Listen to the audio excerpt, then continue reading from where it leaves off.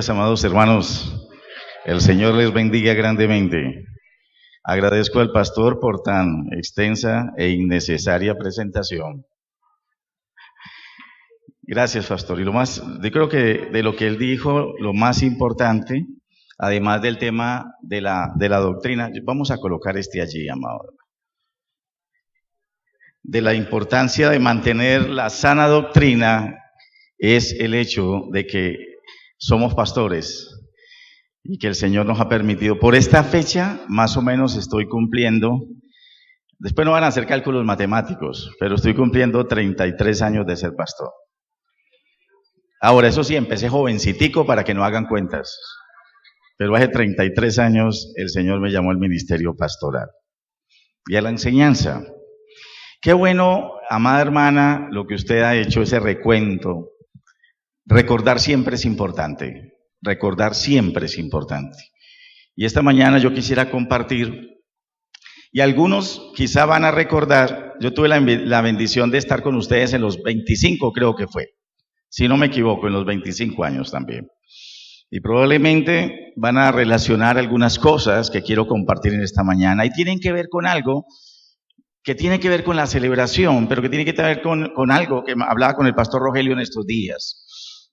Debemos procurar como iglesia ser relevantes para la sociedad de hoy. Pero la iglesia no será relevante hasta que la iglesia no entienda y no perciba y no entendamos y captemos con claridad cuál es la razón de ser de nuestra relación con Dios y cómo esa relación con Dios tiene algo de sentido para la sociedad. Y yo quiero hacerlo tomando como referencia lo que Dios le dijo al pueblo de Israel y aquellas cosas que el pueblo de Israel supo hacer y aquellas cosas que el pueblo de Israel no hizo y que son importantes cada vez que traemos a la memoria lo bueno que es Dios. La hermana dijo varias veces y el pastor Rogelio también, Dios ha sido bueno. Dios ha sido bueno, amén. ¿Cuántos de ustedes pueden afirmar eso? Dios ha sido bueno. Y si Dios ha sido bueno y como Él no cambia, seguirá siendo ¿qué? Bueno, amén. Quiero entonces invitarles a que me acompañen con sus Biblias y si creo que vamos a tener proyectadas algunas notas, algunas ideas para que ustedes puedan seguir el hilo de que el Señor quiere compartir con nosotros. Yo quiero hablar en esta mañana sobre el conocimiento de Dios.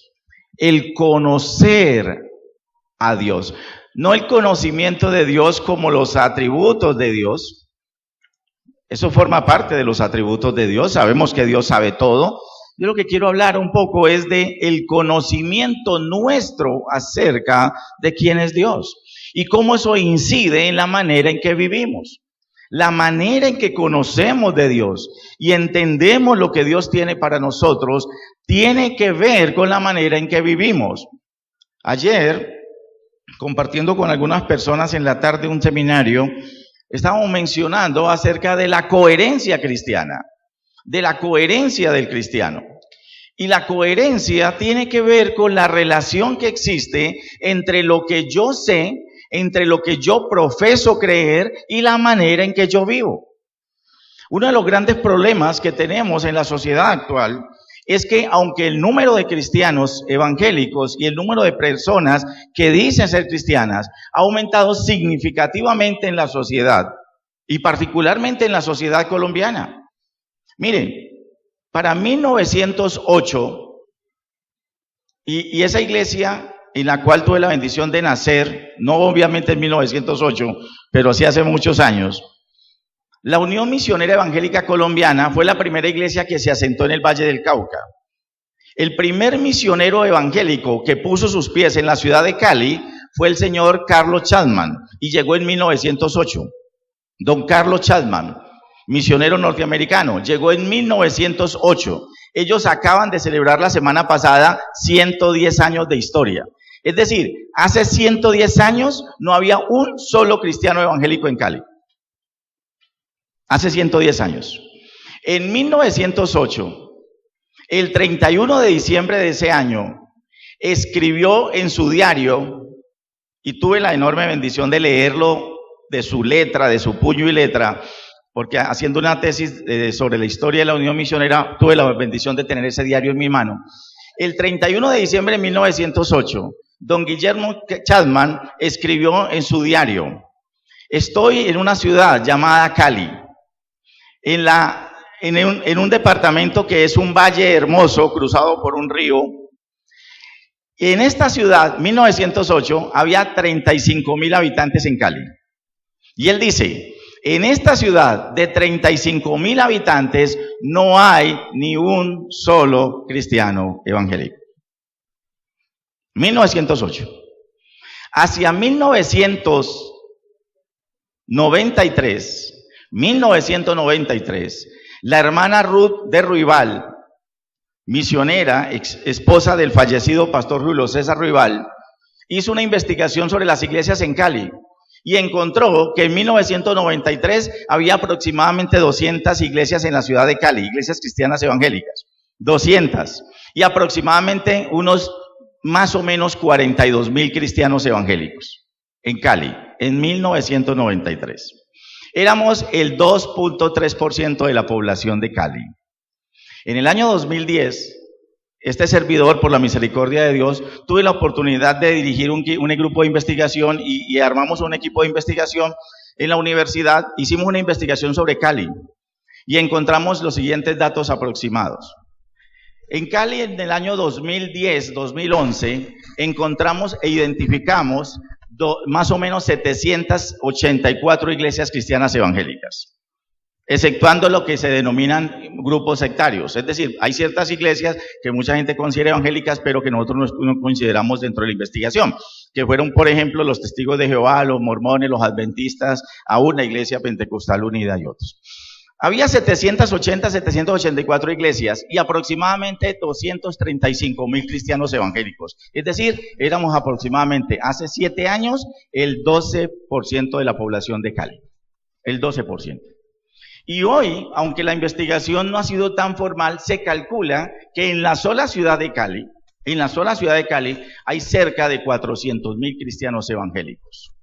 Y 400,000 cristianos evangélicos significan el 15 o el 16% de la población censada de la ciudad de Cali.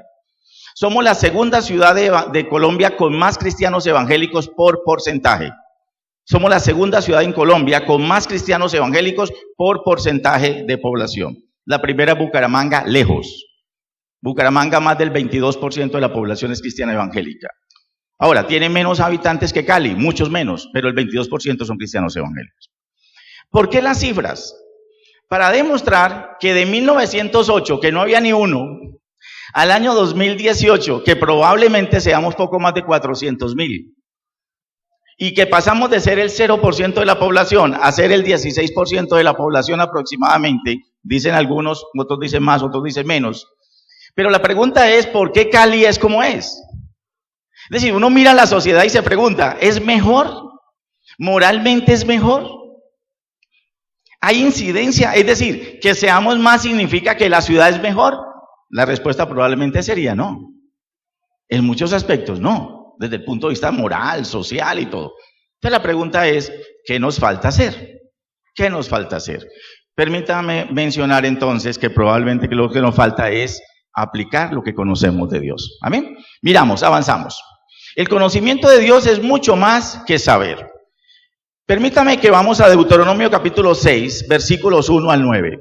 Lo primero que Dios hizo con el pueblo de Israel, cuando lo saca de Egipto y lo lleva a la tierra prometida. Este es un pasaje supremamente conocido. Deuteronomio capítulo 6, versículo 1 al 9. Ahora, recuerden, el pueblo sale de Egipto, recorren 40 años el desierto. Si ese pueblo hubiese sido obediente a la voz de Dios y no hubiese sido un pueblo rebelde y, como después dicen los profetas, pueblo testarudo, es más, lo llega a comparar en alguna ocasión con un mulo, una mula. El profeta dice, son como mulas tercas. Suena duro. Pero si el pueblo de Israel hubiese sido obediente a la voz de Dios, el recorrido entre la tierra de Gosén, de Egipto, hasta la tierra prometida, tomaba 14 días aproximadamente y 27 días máximo, llevando mujeres embarazadas y niños de brazos. Es decir, el recorrido puede haberse hecho en menos de un mes. Y se tomaron 40 años en el desierto. Por la actitud del corazón de ellos. Y no solo eso, cuando entran a la tierra prometida, a causa de todo lo que había pasado, Dios dice, no van a entrar. La generación que salió de Egipto no entrará, con excepción de 2 personas, que fueron Josué y Caleb. Porque ni siquiera Moisés. ¿Ustedes recuerdan que Moisés también, Dios le dijo, llegaste hasta acá? Lo subió allá a los farallones y le dijo, mire, simbólicamente hablando, no, mire, y después le dijo, pero no va a entrar. Yo digo que el castigo de Moisés fue peor que el de cualquier otro. Porque cuando usted le dice no va a entrar, pero usted no sabe a dónde es que va a entrar, pero al otro cuando lo suben y le dicen, miren toda esta maravilla, pero usted no va a entrar. ¿Se acuerdan que a Moisés Dios le pasó una factura durísima? Porque en alguna ocasión Dios le dijo que le hablara a la peña y él la golpeó. Y Dios dijo, ¿no va a entrar? No va a entrar. Pero cuando entran, Dios los reúne a través de sus líderes, de sus siervos, los reúne y les da las pautas de cómo vivir para ser diferentes. ¿Cómo van a vivir ustedes aquí en la tierra prometida para ser diferentes a los demás? Los demás son así, pueblos tercos, pueblos que se van detrás de otros dioses, pueblos que queman incienso a los altares, pero ustedes van a ser diferentes. ¿Qué tienen que hacer para ser diferentes? Deuteronomio 6. Yo quiero leer y quiero que ustedes me ayuden y vayan teniendo en cuenta una palabra que yo le voy a hacer énfasis porque es la clave de lo que queremos enseñar en esta mañana. Dice Dios, Deuteronomio 6, estos pues son los mandamientos, estatutos y decretos que Jehová vuestro Dios mandó que os enseñase, para que los pongáis por obra, en la tierra a la cual pasáis vosotros para tomarla, para que temas a Jehová tu Dios, guardando todos sus estatutos y sus mandamientos que yo te mando, tú, tu hijo y el hijo de tu hijo, todos los días de tu vida, para que tus días sean, ¿qué? Prolongados. Versículo 3, oye pues, oh Israel, y cuida de ¿qué? De ponerlos por obra, para que te vaya bien en la tierra que fluye leche y miel, y os multipliquéis, como te ha dicho Jehová, el Dios de tus padres. Versículo 4, oye Israel, Jehová nuestro Dios, Jehová uno es, y amarás a Jehová tu Dios de todo tu corazón y de toda tu alma, y con todas, ¿qué? Tus fuerzas. Y estas palabras que yo te mando hoy estarán, ¿qué? Sobre tu corazón, y las repetirás a tus hijos, y hablarás de ellas estando en tu casa, y andando por el camino, y al acostarte, y cuando te levantes, y las atarás como una señal en tu mano, y estarán como frontales entre tus ojos, y las escribirás en los postes de tu casa, y en tus puertas. ¿Cuántas veces dice para que las pongas por obra? 3. Formalmente, al menos 3 veces les dice, para que las pongas por obra. Ahora, el énfasis está en que lo que Dios quiere, más allá de que usted y yo tengamos un conocimiento teórico de quién es Dios, es el hecho de que ese conocimiento se lleve a la práctica. ¿Cuál fue el problema del pueblo de Israel? El pueblo de Israel volvió literal esto de tomarlas, escribirlas. Las llevaron a los postes de las casas, las escriben en unas formas de cuero y se las ponen aquí en la frente, eso es bonito. Las ponen aquí en su brazo, cerca del corazón. Es más, se las repetían a los hijos. Si hay algo que el pueblo de Israel siempre hizo y siempre hace, es que ese conocimiento de Dios teórico lo tienen claro. Lo tienen claro. Porque ellos lo repetían y lo repetían y lo repetían. El problema entonces no era el conocimiento teórico. Permítame entonces hacer una diferenciación. Ayúdame ahí. Miren, y aquí hay una cosa que es muy importante. ¿Qué pasó entonces con esa generación que se levantó? ¿Qué pasó con esa nueva generación que se levantó? Recuerden, vienen todos, entran a la tierra prometida, pero evidentemente solo hay 2 grandes líderes, que son Josué y Caleb. Jueces capítulo 2, versículos 6 al 10. Jueces capítulo 2. Cuando el pueblo de Israel entra a la tierra prometida, Dios les recuerda y les dice, todas estas cosas que yo te mando hoy, las repetirás a tus hijos y a los hijos de tus hijos, las escribirás, las pondrás por obra. 3 veces les dice, para que las pongas por obra. Pero vamos a Jueces capítulo 2, versículos 6 al 10. Dice Jueces 2, 6 al 10. Recuerden que cuando el pueblo de Israel se establece en la tierra prometida, la forma de gobierno que acuerdan es a través de jueces. No tienen rey, no hay emperadores como en Egipto, entonces deciden que el sistema de gobierno es por jueces. Los jueces son simultáneos. ¿Qué quiere decir? Que cada tribu tenía jueces. Por eso no es tan viable simplemente coger la vida de los jueces y sumar un juez tras el otro y pensar cuántos jueces hay en Israel, porque muchos fueron simultáneos. Hay jueces que destacaron, juezas como Débora, por ejemplo, jueces como, a ver, ¿cuál recuerdan ustedes? Sansón fue un juez. ¿Cuál otro fue un juez destacado del pueblo de Israel? Gedeón, ¿verdad? Entonces, el pueblo de Israel tuvo muchos jueces, pero mire lo que pasa en la época de los jueces. Jueces capítulo 2, versículo 6. Porque ya Josué había despedido al pueblo, y los hijos de Israel se habían ido cada uno a su heredad para poseerla, y el pueblo había servido a Jehová todo el tiempo de Josué. Es decir, mientras Josué vivió, ¿qué hizo el pueblo? ¿Hizo lo correcto o no? Sí, dice, y durante todo ese tiempo, ¿el pueblo qué? ¿Sirvió a quién? A Jehová. Y todo el tiempo de los ancianos que sobrevivieron a Josué, los cuales habían visto todas las grandes obras de Jehová que él había hecho por Israel. Es decir, mientras Josué y los ancianos que habían salido de Egipto vivieron, ¿qué hizo el pueblo? Lo correcto. Pero ¿qué pasa cuando esa generación pasó? Mire lo que dice el versículo 8. Pero murió Josué, hijo de Nun, siervo de Jehová, siendo de 110 años. Y lo sepultaron en su heredad en Tinac-Sera, en el monte de Efraín, al norte del monte de Gaaz. Versículo 10. Y toda aquella generación, es decir, los viejos, fue reunida con sus padres. Una forma maravillosa y hermosa en que los judíos dicen que se murieron. Eso se llama eufemismo. Usaron un eufemismo. Dice, esa generación fue reunida con sus padres. Y se levantó después de ellos otra generación que ¿qué? ¿Qué es lo que dice? Que la nueva generación que se levantó ¿qué? No conocía a Jehová ni la obra que Jehová había hecho. ¿Y qué pasó entonces con esa generación que se levantó que no conocía a Jehová? ¿Qué dice el versículo 11? Después los hijos de Israel ¿qué? ¿Hicieron qué? Lo malo. ¿Y qué había dicho en el versículo 6 y 7? Que habían hecho lo correcto. ¿Cuál es la diferencia? Mientras hubo líderes que dieron ejemplo y que fueron líderes fuertes y obedientes, el pueblo hizo lo correcto. Pero cuando esa generación murió, ¿qué pasó? Se levantó una nueva generación que ¿qué? Que no conocía a Dios. Y no conocía lo que Dios había hecho. Y entonces, ¿cuál es la consecuencia natural de eso? ¿E hicieron qué? Lo malo delante de Jehová.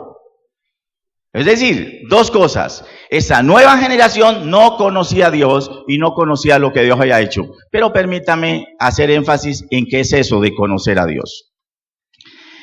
La palabra en hebreo, la palabra que se usa allí para decir que no conocía a Dios es yadá. Es decir, se levantó una nueva generación que no yadá, que no conocía de Dios. Pregunto, ¿qué es conocer? ¿Ustedes creen que los padres dejaron de repetirles a los hijos lo que tenían que repetirle? Oye Jehová, oye Israel, Jehová nuestro Dios, Jehová uno es. ¿Usted cree que ellos dejaron de hacerlo? No necesariamente.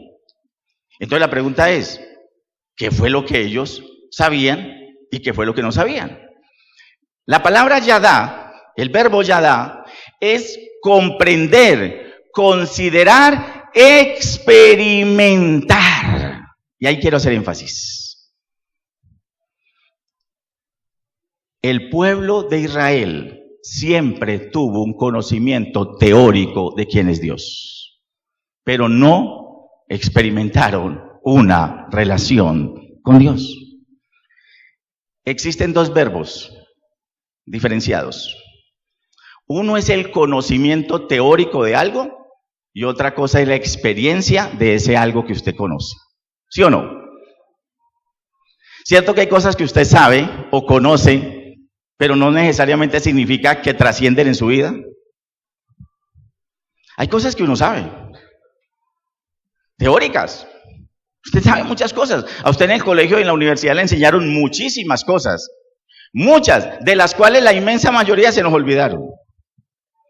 Yo siempre, cuando trabajo con maestros, sobre todo de un tema que llama aprendizaje significativo, les digo a los maestros, hagan la prueba. Y les hago la prueba.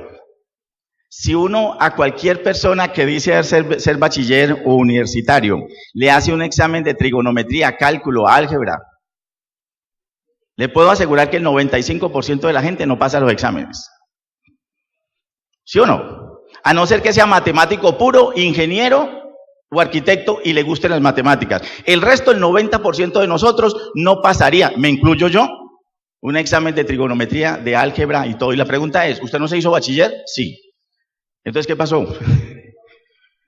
Probablemente memorizó para el día del examen las fórmulas, pero después no. ¿Cuál es la razón? ¿Cuál es la razón por la cual a usted se le olvidó la trigonometría, el cálculo, el álgebra y todo lo demás? Porque la química, a usted no la... ¿Usted por qué no recuerda hoy la química, la física? A no ser que sea físico, químico o profesor de biología. La inmensa mayoría de nosotros no. Yo durante 20 y tantos años he sido profesor de filosofía y me da tristeza, pero la inmensa mayoría de la gente no se acuerda de lo que le enseñaron en filosofía. ¿Sí o no? La razón es muy sencilla. Usted nunca la puso en práctica. Cierto que a usted su profesor le decía, aprenda, mijo, que esto le va a servir para la vida. Pero la verdad que usted para ir a comprar 4 huevos a la tienda no necesita trigonometría ni cálculo diferencial. ¿Sí o no? Y como usted nunca la necesitó y nunca la usó, usted nunca la ¿qué? La aprendió. ¿Quién la aprendió? El que la usa y la necesita. Este edificio para sostenerse necesita matemática, cálculos. Entonces, ¿quién sí la necesita? El que va a construir esto. Y ese se sabe la matemática. Entonces, ¿cuál es el secreto del hecho de que algo se pueda fijar en el corazón y en la mente de una persona? ¿Ponerlo qué? En práctica. Ese es el pequeño secreto del asunto. Y eso pasa con cualquier cosa en la vida. Eso pasa con cualquier cosa en la vida. ¿Usted aprendió a manejar bicicleta? Probablemente la mayoría de los colombianos en algún momento de nuestra vida nos dimos 2 o 3 totazos tratando de aprender a montar en bicicleta, pero le puedo asegurar que usted puede pasar 10 años de su vida, 15 años, sin nunca haber tocado una bicicleta, y a usted le pasan una y usted monta bicicleta, ¿sí o no? Porque usted practicó y se metió unas cuantas caídas probablemente, pero después ya usted aprendió. Usted no tiene que volver a preguntar cómo es que se hace con una bicicleta. ¿Por qué? Porque usted ¿qué? Practicó. Entonces, ¿qué es el secreto? Cuando dice que se levantó una nueva generación que no conocía de Dios, ¿qué quiere decir? ¿Que no sabían quién era Dios? Sí, pero no tenía ninguna ¿qué? Experiencia y relación con Dios. No tenía ninguna experiencia y relación con Dios, ninguna. Ahora, ¿qué dice el último versículo del libro de Jueces?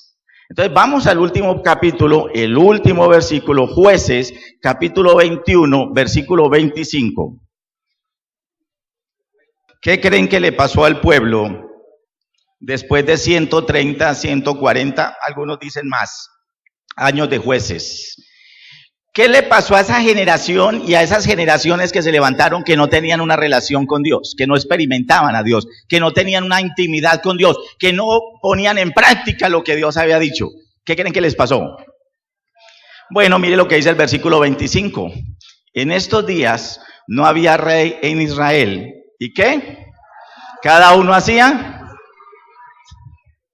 pongámoslo en términos más coloquiales, más bayunos. Cada uno hacía lo que ¿qué?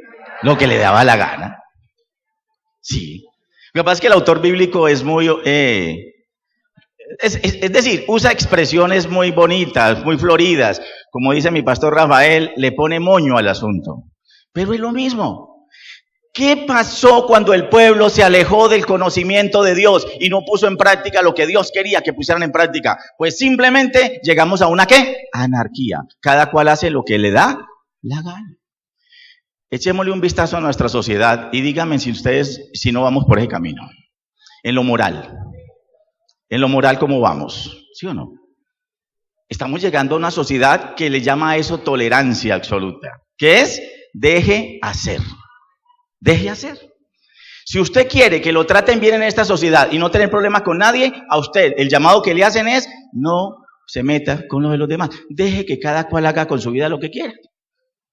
¿Sí o no? Cierto que hay temas que a usted, si a usted le ocurre decirle a alguien, hombre, yo no estoy de acuerdo con eso, es muy respetable, usted no está de acuerdo, pero cada cual hace lo que bien le parece. Esta sociedad que estamos viviendo es más o menos esa sociedad. Una sociedad que alejada de Dios, sin temor de Dios y sin conocimiento de Dios. No experimentan nada con Dios.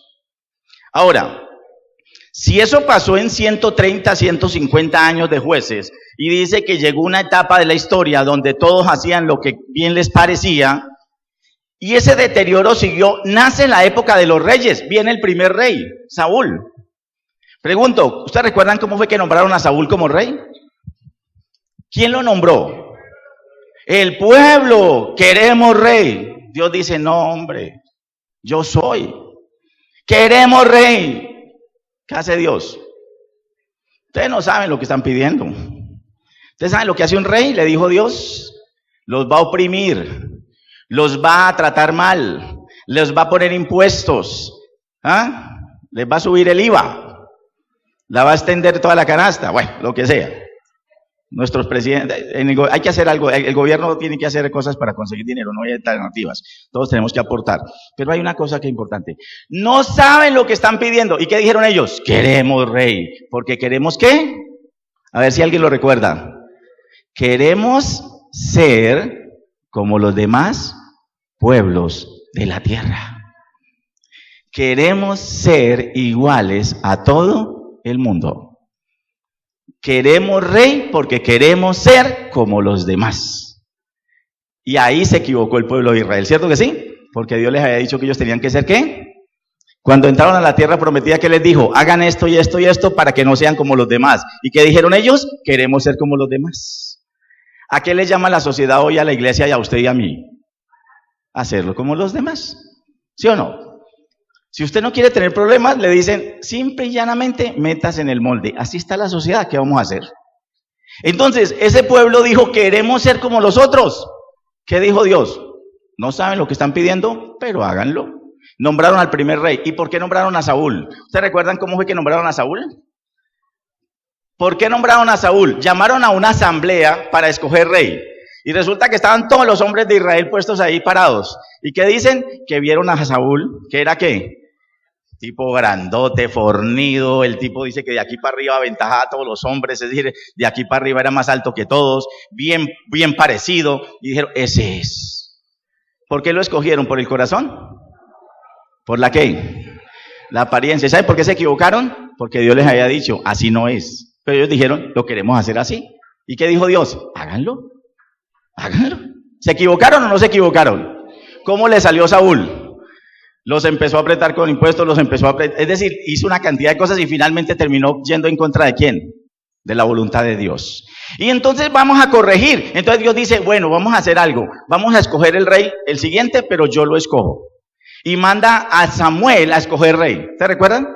Entonces Samuel se va por toda la tierra buscando una familia donde estuviera el hombre que Dios había elegido. Y cuando llega a la casa de Isaí, entonces sacan a los hijos de Isaí y salieron ¿quiénes? Los muchachos grandotes, fornidos, los mayores. ¿Y qué dijo? ¿Qué dijo Samuel? ¿Qué dijo Samuel? ¿Samuel qué dijo? He aquí delante de Jehová está el ungido de Dios. Y cuando vio al muchacho grandote, Dios le dijo, no, se me equivoque. No, ese no es, porque usted lo está escogiendo por apariencia, lo mismo que hicieron ellos. Yo lo escogí. Y le dijo, bueno, ¿no tiene otro por ahí? Sí, tiene un muchachito por ahí que está cuidando ovejas. Cuando lo vio, yo creo que Samuel como que se desilusionó. Dijo, ¿y este muchachito sí será ¿Qué tiene como pinta para ser rey? ¿Y qué terminó diciéndole Dios? Ese es. Ese es. No fue perfecto, pero hizo las cosas mejor. ¿Correcto? Ahora, el pueblo siguió deteriorándose. Y 200 años después del rey David, aparece el profeta Oseas. Vamos a Oseas capítulo 4, versículo 6. Oseas 4, 6. Recuerden, 200 años después de David, 400 años después de los jueces, 400 años de errores, 400 años después, Dios levanta a un profeta que se llama Oseas. En el capítulo 4, el versículo 6, ¿qué dice? Mi pueblo fue destruido porque le faltó ¿qué? Conocimiento. Mi pueblo fue destruido porque le faltó ¿qué? Conocimiento. Pero ya no usa la misma palabra hebrea. Usa palabra da'at, que es conocimiento, pero tiene que ver con la intención y el saber práctico. Con el entendimiento y la intención, la sabiduría del saber práctico. Mi pueblo pereció porque le faltó ¿qué? Sabiduría, entendimiento, saber práctico. ¿Qué les dijo Dios allá? Que tenían que hacer las cosas y ponerlas por práctica. ¿Qué pasó aquí? Ya se olvidaron de Dios. Y van camino a la ¿qué? Destrucción. ¿Y qué dijo Oseas? Mi pueblo pereció ya. ¿Por falta de qué? Conocimiento. Pero permítame mencionar qué es a lo que ellos llaman falta de conocimiento. Miremos entonces, por favor, los primeros 11 versículos del capítulo 4 de Oseas. Oseas 4 del 1 al 11. Y quiero hacer énfasis ahí. Oseas 4 del 1 al 11.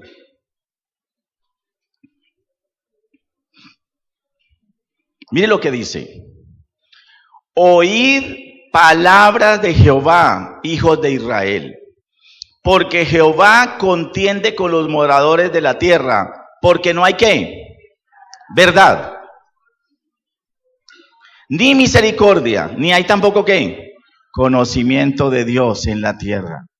Perjurar, mentir, matar, hurtar y adulterar prevalecen, y homicidio tras homicidio suceden, por lo cual se enlutará la tierra y se extenuará a todo morador de ella. Con las bestias del campo y las aves del cielo y aún los peces del mar morirán. Ciertamente hombre no contienda ni reprenda a hombre, porque tu pueblo es como lo que resisten al sacerdote. Caerás por tanto en el día y caerás también contigo el profeta de noche, y a tu madre destruiré. Mi pueblo fue destruido porque le faltó ¿qué? Conocimiento. Según Oseas capítulo 4, un profeta del siglo VIII antes de Cristo, cuando un pueblo desconoce a Dios y la palabra de Dios, lo primero que se sacrifica es la verdad. No hay ¿qué? Verdad. No hay misericordia, ni hay conocimiento de Dios. El pueblo de Israel se fue deteriorando. ¿Saben qué lo llevó al deterioro? El alejamiento de Dios y la falta del conocimiento de Dios. Ahora, quiero reiterar esto. No estoy hablando del conocimiento teórico que una persona pueda tener de Dios. Hay gente que dice que cree en Dios, sabe que Dios existe, pero vive como si no existiera. A eso lo llamo yo ateos prácticos. La gente que sabe que Dios existe, pero vive como si no existiera. Se comporta y actúa como si Dios no existiera. ¿De quién creen ustedes que fue la responsabilidad de que se levantaran nuevas generaciones que no conocían de Dios? ¿De quién creen ustedes que fue la responsabilidad? ¿Los padres? ¿Los líderes religiosos? Porque aquí dice los sacerdotes, los líderes religiosos, los padres. ¿A quién le corresponde la tarea de que los hijos y las próximas generaciones tengan un conocimiento adecuado de Dios? El testimonio de la hermana, hace 25 años, sus pastores les dieron ejemplo. Y ella, probablemente como muchos otros que yo conozco acá, que tienen muchísimos años en la iglesia, estoy convencido plenamente que han transmitido eso para con otras generaciones.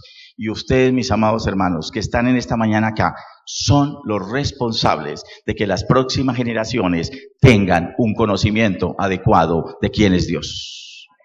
¿Amén? ¿Y qué es un conocimiento adecuado? Tener una experiencia con Dios. Que cada una de nuestras próximas generaciones tengan una experiencia propia con Dios. No basta el conocimiento teórico que tengan de Dios. Hay gente que sabe mucha Biblia. Es más, hay gente que a toda hora está tirando Biblia. Yo no sé, me acuerdo la frase que utilizan, pero hay gente que dice... Sí, bibliazos, pero hay otro término que la gente utiliza que es más bonito, ¿no? Sí, le van a decir algo a alguien y le dice, te tengo esta palabra, y ¡tum!, le tiran versículo por ahí. Para todo tienen versículos. Qué bonito, demuestra que tiene un conocimiento, pero a veces la vida de la persona no respalda el conocimiento teórico que tiene.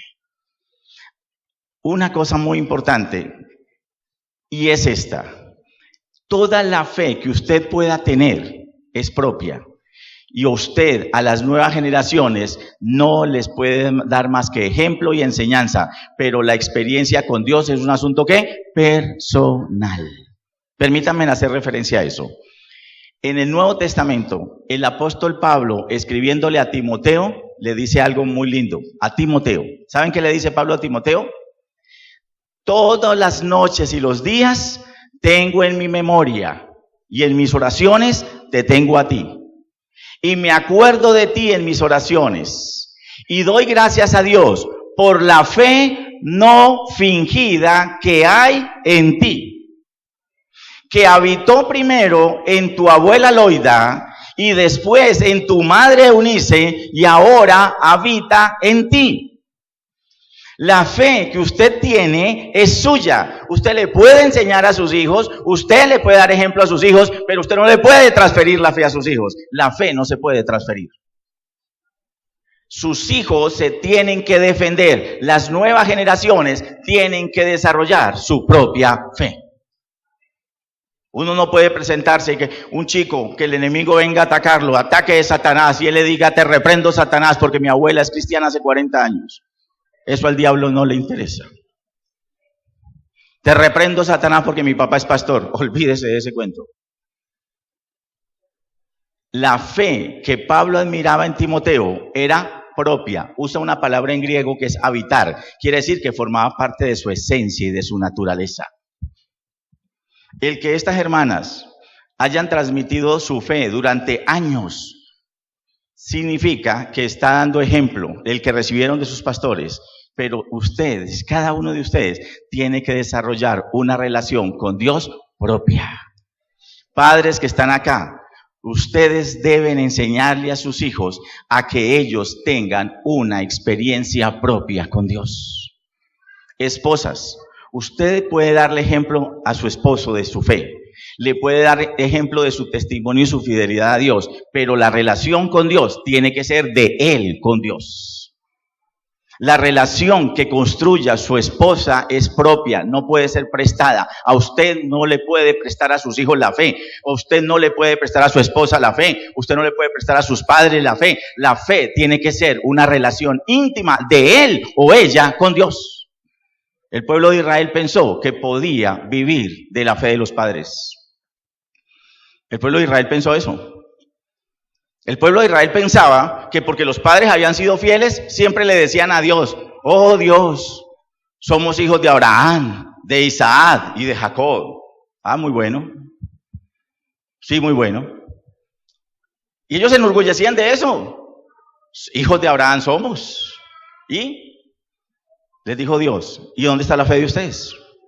¿Dónde está la fe de ustedes? La fe no se puede transferir.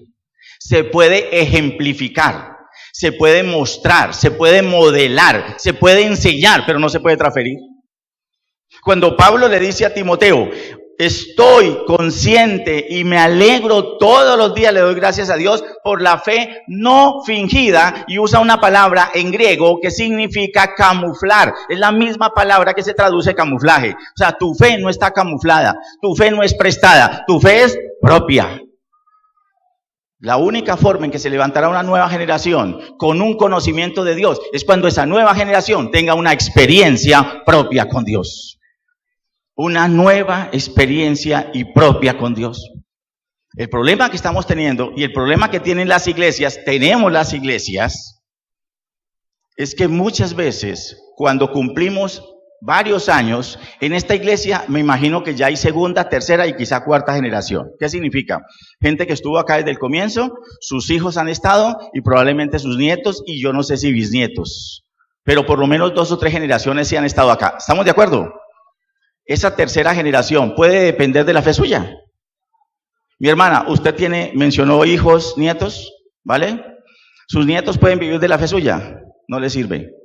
Pero ellos pueden ver la fe de ellas y fortalecerse, sí. Pero el día que se presenten delante del Señor van a decir, es que mi abuela fue fundadora de la iglesia.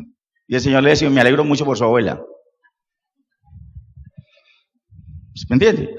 ¿Cuál es el tema? El pueblo de Israel pensó que podía vivir de la historia, de la fe de los padres. No. La fe tiene que ser un asunto personal, propio. Ni la esposa le puede transferir al esposo, ni el esposo a la esposa, ni a los hijos. Y ese fue el problema del pueblo de Israel. Porque el pueblo de Israel creyó que podía vivir de la historia. Por eso no había verdad, ni misericordia, ni conocimiento. Los líderes desecharon el conocimiento y la verdad y el pueblo pereció porque le faltó ¿qué? Conocimiento. Esas fueron las consecuencias. Esas fueron las consecuencias. Y lo estoy diciendo con absoluta convicción y teniendo a mi hijo aquí sentado. Mi esposa no nos pudo acompañar porque ella trabaja en salud, es enfermera y hoy tenía turno. Y eso pues sí es difícil de modificar a veces. Cuando le toca turno, pues le toca turno. Mi hijo, que está acá, me lo ha escuchado decir muchas veces. Yo quiero que él, desde su profesión que escoja o que tenga, estudia comunicación y periodismo, pero hay una cosa. Esa será su manera de servirle a Dios. Pero su legado, el ejemplo que hemos dado su madre y yo, es un ejemplo de fe cristiana. Pero ¿quién tiene que tener una experiencia con Dios? Él tiene que tener una experiencia propia con Dios.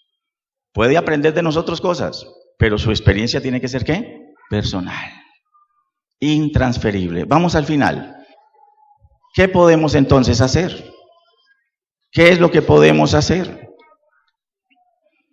Permítame mencionar al menos 3 cosas que pudiéramos hacer.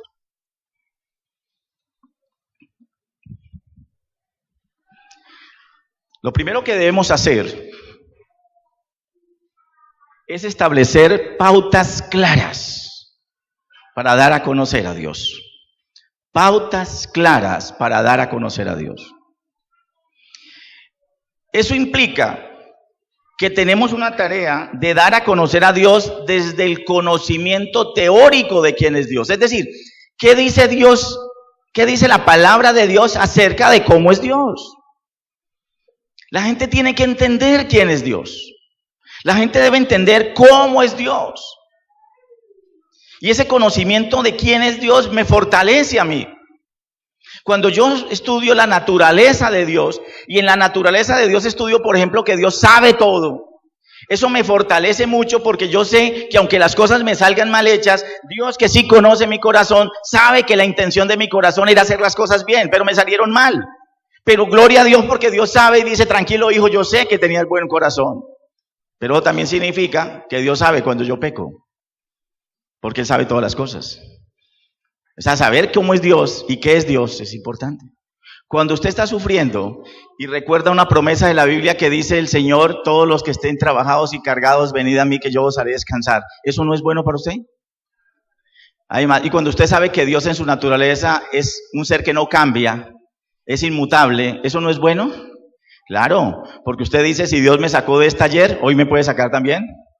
Si Dios ayer tuvo misericordia de mí, puede volver a tener misericordia hoy, porque Dios es inmutable. O sea, saber cómo es Dios es muy importante, pero además de saber eso, yo tengo que pasar del conocimiento teórico al conocimiento práctico, es decir, a experimentar la relación con Dios.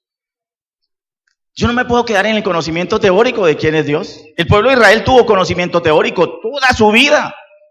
Ellos sabían quién era Dios, pero no tenían una experiencia con Dios. ¿Qué es una experiencia con Dios? Intimidad con Dios. ¿Qué da la intimidad con Dios? ¿Qué le mejora a usted su relación con Dios? Primero les pregunto, los que somos casados, ¿qué mejora nuestra relación con nuestro cónyuge? ¿Qué cosas creen que serían buenas o que son buenas para que mejore nuestra relación con nuestros cónyuges? ¿Qué ponemos en práctica? Comunicación, es una. Respeto, ¿sí o no? Transparencia, fidelidad. Entonces, lo que sea bueno para usted mejorar su relación con su cónyuge y con sus hijos, es lo mismo que sería para hacer mejor su relación con Dios.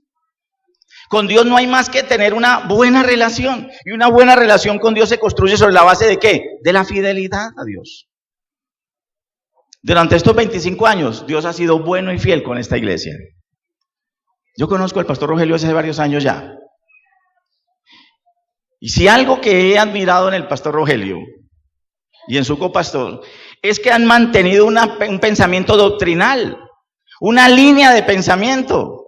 Y a pesar de las cantidades de corrientes y de cosas, tratan de mantener ese principio bíblico de la fundamentación en la palabra y de mantener una relación con Dios. Y en esa etapa difícil que ha significado la enfermedad de la hermana, de la esposa de nuestro pastor, si hay algo que yo he admirado en él y que siempre lo admiré porque fuimos compañeros en la junta directiva de ASMISED, fue el hecho de tener y ver claramente no solo el amor y el cuidado de él para con ella, sino el hecho de creerle a Dios que podía sanarla. ¿Siempre le han creído a Dios? ¿Sí me entiendes? Siempre le han ¿qué? Y la hermana lo dijo, ¿le han creído a quién? A Dios. Pero el tema es que yo no puedo decir, Dios es bueno, y yo sé que Dios es bueno. La pregunta es, ¿lo ha experimentado o no lo ha experimentado? ¿Cómo eso se vuelve realidad en su vida? Cuando usted pasa de lo teórico a lo ¿qué? A lo práctico. ¿Qué dijo el pasaje de Deuteronomio? Para que lo pongas ¿qué? Por obra. Para que lo pongas por obra. Si usted dice que le cree a Dios, póngalo por obra. Si usted dice que confía en Dios, póngalo por obra. No basta el conocimiento teórico, hay que pasar del conocimiento teórico al conocimiento ¿qué? Práctico, a la experiencia. Y tercero, vivir y experimentar cada día una ¿qué? Estrecha relación con Dios. Hay gente que la fe le sale por los poros. O sea, le creen a Dios con una facilidad. No hay nada más lindo que uno hablar con personas de proyectos, de esas personas que le dicen, vamos para adelante hermano, que el Señor está con nosotros. Cuando le toca a uno esa gente que está al pie y dice, uy hermano, eso es muy complicado. Eso es muy difícil, hermano. No, eso no, hermano. Uno empieza a pensar, Dios mío. Ahora, se necesita gente aterrizada, pero no hay como tener al pie una persona de esas echada para adelante que le crea a Dios. ¿Sí o no? Como las parejas somos así. Uno tiene un esposo, una esposa que le diga a uno, vamos a hacer tal cosa, vamos a confiar en el Señor, vamos a orar y vamos para adelante. ¿Amén? ¿Cierto que sí? Eso es importante. Creerle a Dios, miren, experimentar, que uno sienta que la persona que está al lado experimenta una relación con Dios, le cree a Dios. Tenemos que avanzar hacia eso, amados hermanos. El pueblo pereció porque le faltó, no conocimiento teórico, ese lo tenían, le faltó ¿qué? Una experiencia con Dios. Recuerden, se levantó una nueva generación que no conocía de Dios. ¿Y qué pasó? Un deterioro de 400 años. ¿Y sabe dónde terminó eso? 200 años después, en la deportación a Babilonia. Y cuando estaban en Babilonia, año 586, 560, deportados por allá, usted lea las Lamentaciones. ¿Saben qué empiezan a decir allá? Ay, Señor, nosotros tan buenos, nosotros tu pueblo, hijos de Abraham, de Isaac y de Jacob, ¿por qué estamos aquí? ¿Y saben qué les dijo Dios? ¿Sí se acuerdan lo que hicieron hace 400 años? ¿Sí se acuerdan lo que hicieron hace 200 años? Ah, bueno, ahí está la razón y la explicación. ¿Qué tenemos que hacer, iglesia? Conocer a Dios y experimentar una relación más íntima con Dios. Y además de la comunicación, la oración y el conocimiento profundo de la palabra de Dios. Lo único que me da a mí un conocimiento claro de Dios es el conocimiento de la palabra de Dios. Conocer a Dios a través de su palabra y experimentar una relación con Dios. Amén. Cierre sus ojos y oremos al Señor, amados hermanos. Cierre sus ojos.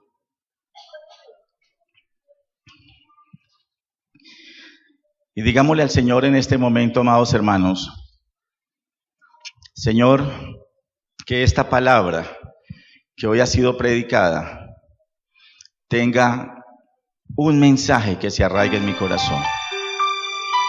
Dígale allí al Señor, Señor, yo te conozco y te quiero conocer mejor. Yo te quiero conocer mejor. Yo te quiero conocer en tu palabra, pero Señor, yo te quiero experimentar. Yo quiero tener una experiencia con Dios. Dígale allí, Señor, yo quiero tener una experiencia contigo. Yo quiero tener una experiencia contigo. Pero también dígale, Señor, yo quiero que mi esposo tenga una experiencia contigo. Yo quiero que mi esposa tenga una experiencia contigo. Yo quiero que mis hijos tengan una experiencia contigo. Si tú le crees a Dios, pídele que tus hijos también le crean a Dios. Si tú le crees a Dios, pídele que tu esposo o tu esposa también le crea a Dios. Si tú le tienes temor a Dios, temor reverente, que tus hijos, tu esposa, tu esposo y tus padres también tengan un temor reverente para con Dios. Señor, permite a esta iglesia y permite a mi propia vida tener no solo un conocimiento teórico de quién eres tú, sino una verdadera experiencia transformadora contigo. Señor, que no nos pase como el pueblo de Israel, que le dio prioridad al conocimiento teórico, pero no pusieron en práctica y por obra lo que Dios quería. Señor, que cada cosa que tú dices en tu palabra la pongamos por obra. Que cada promesa la tomemos, pero que cada mandato lo apropiemos. Señor, queremos darte gracias porque tenemos un conocimiento de ti que queremos acrecentar cada día. Señor, te pedimos en esta mañana que cada día podamos acercarnos más y más a tu palabra para conocerte mejor, Señor. Que podamos ir a tu palabra para saber cómo eres tú, Señor. Lo maravilloso que tú eres, lo inefable que tú eres. Pero mucho más importante que eso, permítenos todos los días crecer en nuestra relación contigo, en nuestra intimidad contigo, en nuestra experiencia diaria contigo. Queremos que la próxima generación se pueda decir, y se levantó una nueva generación en esa comunidad del Espíritu Santo, y se levantó una nueva generación que sí conocía de Dios. Que se levantó una nueva generación que tiene una experiencia con Dios. Que esos niños que están ahí en las clases, que esos niños que están ahí recibiendo a sus maestras y sus maestros, puedan experimentar una relación con Dios. Que los jóvenes que están acá, que los universitarios que están acá, que los adolescentes que están acá, puedan tener una experiencia propia contigo, Señor. Que no sea una fe fingida, que no sea una fe prestada, que vivan una experiencia profundamente transformadora contigo, Señor. Te doy gracias, Señor, por esta congregación. Te doy gracias por estos 27 años de historia. Te doy gracias por la vida del pastor Rogelio, de su esposa, de sus hijos, de los pastores de la iglesia, Señor. Te doy gracias porque ellos han vivido 27 años de experiencia contigo. Y gracias por los líderes de más antigüedad de la iglesia, porque han seguido experimentando una relación contigo. Pero sé que esta generación nueva que está aquí será una generación de la cual se podrá decir, y se levantó una nueva generación que sí conocía de Dios. Gracias te damos, Señor, en Cristo Jesús. Amén y amén. Bendiciones, mis amados hermanos.